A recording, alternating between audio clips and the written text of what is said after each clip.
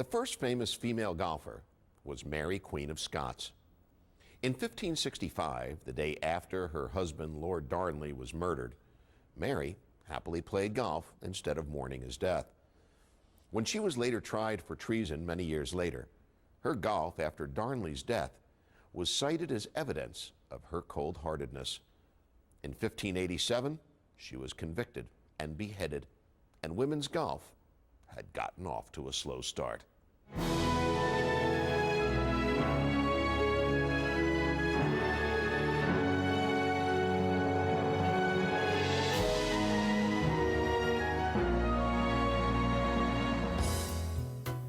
The 13 players who co-founded the Ladies Professional Golf Association were an eclectic and young group of women.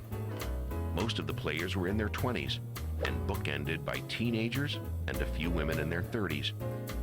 They understood that they shared their love for golf, a desire to earn money, and an orientation toward life that was greatly impacted by the Depression and World War II. In the late 30s and early 40s, there were a handful of women professionals, but they had less than a handful of tournaments in which to play for pay. Those professionals included Patty Berg, Babe Dietrichson, and Joyce Weathered, the great English player and frequent playing companion of her contemporary Bobby Jones. In 1941, there were 4 tournaments for the pros to play, and the total prize money was $500. And when the Second World War began, the small flame was extinguished, and a disillusioned Babe Dietrichson was reinstated as an amateur. In 1944, the Women's Professional Golf Association was formed, and in 1946, the first U.S. Women's Open was held and won by Patty Berg in a match play format.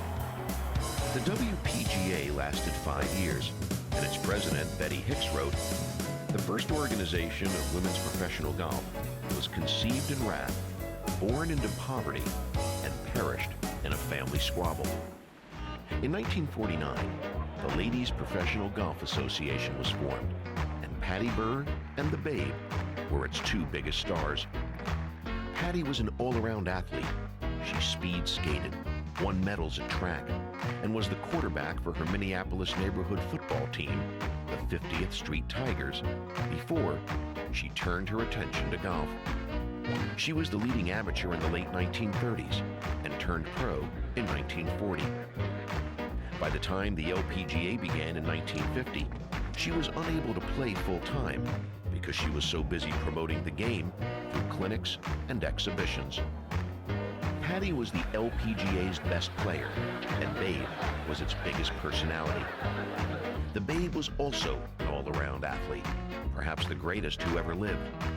She was the sensation of the 1932 Olympics before turning her considerable powers to golf.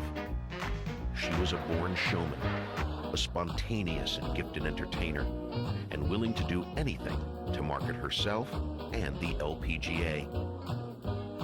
Patty Berg's skills as a golfer, as an organizer, a selfless promoter of women's golf, and a woman willing to take a back seat to the Babe's star power melded perfectly with the Babe's intention to be the star, which left Babe little time for the details of organization that Patty had and was willing to contribute to the cause. The few women professionals of the 30s and 40s were a source of inspiration to their successors. The pioneers of women's professional golf had a taste for adventure, the courage to expand their boundaries, the energy to chase their dreams, and a deep love for the game of golf.